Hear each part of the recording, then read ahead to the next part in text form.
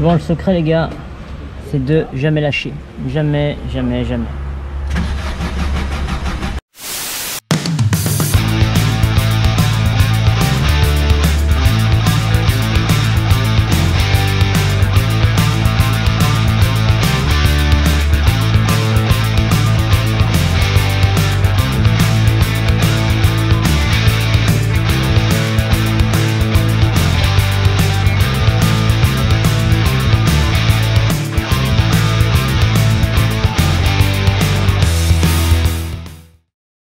Bon voilà la face avant démontée.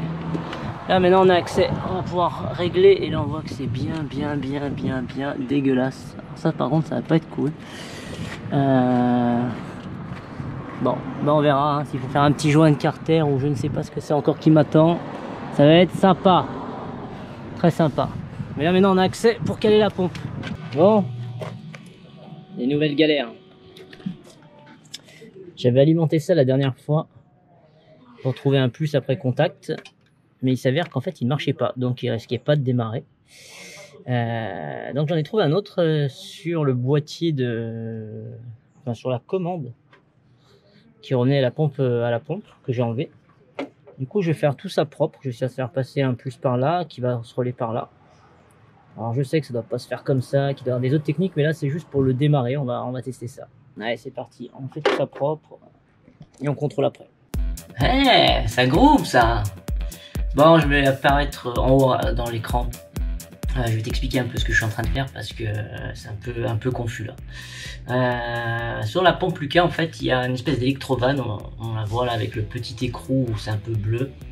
On va le voir de façon plus détaillée, je vais l'entourer à la fin. Il faut l'alimenter avec un plus, en fait, c'est une électrovanne qui ouvre le gasoil à ce que j'ai compris, donc sans ça, si c'est pas alimenté, elle peut pas s'ouvrir, il n'y a pas de gasoil qui arrive aux injecteurs. Donc j'ai trouvé un plus sur l'ancienne cosse en fait de la pompe électronique. Donc là je suis en train d'isoler en fait tous les autres câbles, pour pas que ça passe de court-circuit ou de merde, parce que c'est un peu la spécialité de ce véhicule, hein. Faut pas oublier qu'il a été mangé par les rats, le câble dans tous les sens. Une fois que c'est fait, après hop on va mettre de la gaine, on va bien voilà, bien fixer les éléments, les isoler, comme ça il y aura pas de courroux déjà à ce niveau là. Ça c'est provisoire, c'est pas, ça va pas rester comme ça, c'est juste pour déjà neutraliser toutes les pannes, pour avoir une base, savoir si ce moteur va démarrer ou pas démarrer, parce que à ce moment là j'en sais vraiment, j'en ai aucune idée en fait. Je sais pas du tout, donc j'essaye un peu ce qu'on me dit, ce que je vois, ce que je pense. Pas une science exacte, hein. Je suis pas garagiste ou pas mécanicien de base, hein. Donc je fais tout un peu comme je le sens. Donc là voilà, je finis, hop, un petit coup de gaine thermique, un petit coup de chalumeau pour la tendre. Et là je la raccorde voilà, sur l'électrovanne en question. Bon, eh ben grâce ouais, j'ai fait la connaissance hier de quelqu'un sur internet, sur un groupe, et franchement il a eu le même problème que moi. Et là je viens de passer un petit visio avec lui et je le remercie énormément, c'est JJ, il se reconnaîtra. Donc il m'a expliqué pour la poulie où je devais la mettre. Donc tout est bon, j'ai calé là-bas, j'ai pigé. Elle, le repère est maintenant au bon endroit, alors qu'il était à la base ici, donc forcément ça risquait pas de démarrer. Maintenant on a mis le comparateur, on l'a installé, on a mis la pige qui va avec, on se met tout à zéro, et c'est parti pour 7,82. Alors 7,82, oui c'est ce que je montre, en fait sur votre pompe, normalement vous avez une petite, marque en fait en plastique où il y a marqué une valeur. Ça c'est la valeur de votre pompe qu'il va falloir caler au point mort. Moi la mienne par exemple est de 7,82, mais ça peut changer, donc faut bien regarder ce qu'il y a marqué sur votre pompe. Ok, merci JJ, je le répète, il a vraiment pris le temps de m'aider sur pas mal de trucs et c'est vraiment, ça fait plaisir de tomber encore sur des gens comme ça de nos jours. Et toi, on sait que c'est la 7,82. Alors là, je me fais une petite marque parce que je l'ai calé à 7,82. C'est quand je vais remettre ma courroie. Il faut faire attention parce que quand on remet la courroie, une dent, ça peut tout décaler. On peut avoir de l'avance ou du retard. Donc là c'est un réglage on va dire pour que ça démarre, mais après il va falloir affiner avec l'écrou central et mettre la poulie correctement et remettre un coup de comparateur. Bon, le secret les gars, c'est de jamais lâcher, jamais, jamais, jamais.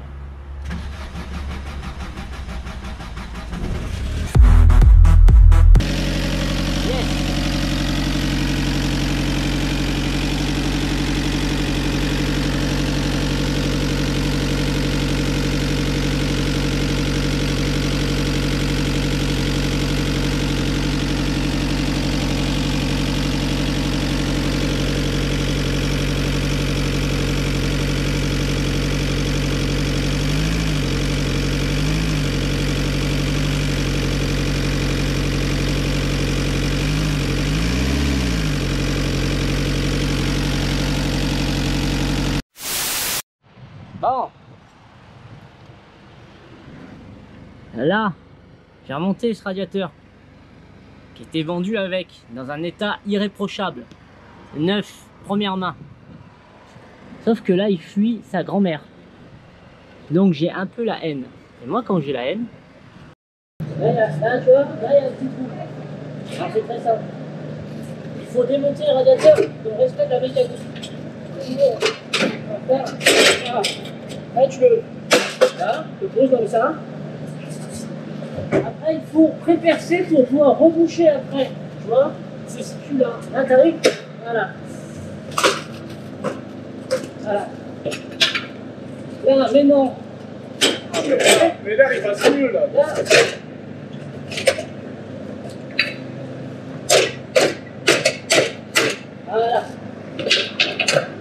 Attention, il va. 9. Là, c'est sport. Ah, mais ça passe de suite dans la course, ça refroidit la course, c'est pour ça. Instantané. C'est les fluides même se séparent. Là, c'est 300 chevaux, ça passe par là. Là, tu vois, et hop, comme ça, tu lèves. Là, ça va pas tous. Bon. Voilà, on est arrivé à démarrer ce moteur grâce à cet outil. Donc pour l'histoire, c'était une pompe électronique qui a grillé. J'ai mis une pompe, enfin, quand je l'ai acheté, le propriétaire, l'ancien propriétaire a mis une pompe Lucas dessus. Et du coup, il faut la caler. J'ai acheté ça, un comparateur, parce que le devis du dieseliste, c'était 900 €. Et moi, je vois 900 € et 54 €. Voilà, je suis quand même... j'ai préféré ça, bizarrement. Je ne sais pas pourquoi. Du coup, ça, c'est un comparateur avec un petit coffret. Vous allez le reconnaître hein, sur l'internet, sur tous les sites marchands bien connus. Il est en rouge ou en bleu. Tout ça, c'est des piges. Là, pour le moteur Lucas, par exemple, celle-là. Quand vous avez dévissé la pompe, il y a un endroit, il y a une clé Allen, hop, vous dévissez, vous mettez ça dedans. Et après, il y a la bride qui vient de s'enfiler dedans, comme ça. Clac, hop. Moi je lui ai fait une petite modif, j'ai mis une vis un peu plus grande parce que le comparateur il touchait pas avec leur merde d'origine là qui donnait là. Ça touchait pas, donc j'ai mis une vis pour que ça vienne toucher. Après vous n'avez plus qu'à suivre les instructions, c'est simple, la marche à suivre. Donc vous achetez ça pour votre pompe, parce que si c'est pour Bosch par exemple, je sais pas si elle est compatible Bosch ce coffret. Moi c'était bien marqué Lucas, donc en effet quand j'ai regardé, puis il y a plein de tutos qui l'expliquent. Quand j'ai regardé ça, j'ai bien reconnu ce petit objet. Donc voilà, il a un petit ressort en fait pour pas que ça force et ça casse tout au niveau du calage. Je viens de me mettre plein de gasoil sur les doigts. Génial, c'est génial. Une fois que vous avez ça, vous commandez aussi, si vous n'avez pas, un jeu des espèces de piges pour piger le moteur au volant moteur. C'est un petit cache qui est sur le côté vers l'embrayage. C'est une petite barre ou un pas de vis qui sert à bloquer le point moro du vilebrequin. Une fois que le vilebrequin est bloqué grâce à cette pige, on le voit dans la vidéo, une fois qu'il est bloqué, la poulie d'arbre à canne, vous regardez bien que le repère soit bien en face, parce que moi c'était pas le cas, parce qu'il avait trafiqué avant, il l'avait décalé au moins de 5 cm le repère, donc déjà il risquait pas de le démarrer, surtout que l'électrovan était, comme vous avez pu le voir, était même pas branché, donc c'est impossible. Une fois que ça c'est fait, vous avez calé le vilebrequin et que vous avez calé l'arbre à canne, là vous démontez la courroie vous enfilez ça dans votre pompe, vers le petit... il y a un petit truc rond, on peut accrocher, vous allez voir hein, sur la vidéo. Vous pouvez accrocher le comparateur. Et là, une fois que ça c'est, vous tournez à la main jusqu'à que ça descende en plein. Une fois que c'est descendu en plein, hop, vous le calez à 0, le comparateur. Là, vous tournez et vous le calez à 0. Une fois que ça c'est fait, vous retournez jusqu'à que ça fasse la valeur indiquée sur la pastille de la pompe. Moi, c'était 7,82. Donc j'ai tourné jusqu'à 7,82. Une fois que c'est bon, on cale tout, on remet la courroie. Par contre, il se peut que quand vous remettez la courroie, vous allez devoir bouger un petit peu la couronne, parce que la courroie elle arrive pas en face. Et ça, en fait, le fait de bouger ça, si vous voulez, ça va peut-être fausser le réglage, parce que c'est super précis. Au lieu d'être 7,82, peut-être que vous allez être à 8, ou peut-être que vous êtes à 6 et quelques. Et là, c'est pas bon. Donc, vous le mettez quand même. Moi, c'est ce que j'ai fait au tout début. Ça a démarré, bon, ça fumait blanc, laisse tomber, c'était n'importe quoi.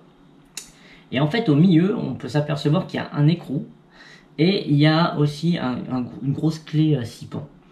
En fait, il faut dévisser l'écrou central. Une fois que tout est calé, il faut après arriver à bouger comment s'appelle, la couronne, si vous voulez, pour lui donner de l'avance ou pas. Là, ça va être le micro-réglage, enfin moi j'appelle ça comme ça. Et ça, c'est ce que je vais faire dans les prochaines vidéos, parce que là, il fume vraiment blanc, je pense que je suis pas calé en plein, correctement. Enfin voilà, je ferai une autre vidéo là-dessus. Là, il y a plein d'autres choses qui vont arriver. Des petites merdes hein, que j'ai trouvé à droite à gauche, les essuie-glaces, le klaxon qui marchait pas, pourquoi. Aussi, oui, allez, petit spoil, mon démarreur a explosé et a pris feu, donc je l'ai changé, je ferai une vidéo là-dessus. J'ai retrouvé de la merde de rat jusque dans l'injection, enfin dans l'injection, dans la pile de la mission, tout dedans, c'est un gros délire. Les faisceaux mangés, une joyeuseté. Le pont arrière qui déconnait, démonté, fabrication de rock slider, enfin de marche-pied ou ce qu'on veut sur les côtés. Vous allez voir, il y a plein d'autres trucs qui arrivent. Bien sûr aussi, il va y avoir la peinture qui va arriver, la peinture qui est déjà achetée. Il faut juste que je trouve le temps de finir de poncer l'intérieur. Vous inquiétez pas, je ne ferai pas une vidéo pour poncer un 4x4. Je vais faire 5 minutes, mais je vais pas vous mettre 2 ou 3 jours de ponçage. Enfin voilà. Si vous avez des questions sur ces appareils ou si vous voulez que je vous explique, vous pouvez me laisser un commentaire, il n'y a pas de souci. C'est pas si dur que ça, faut juste prendre son temps. Allez, salut les potes!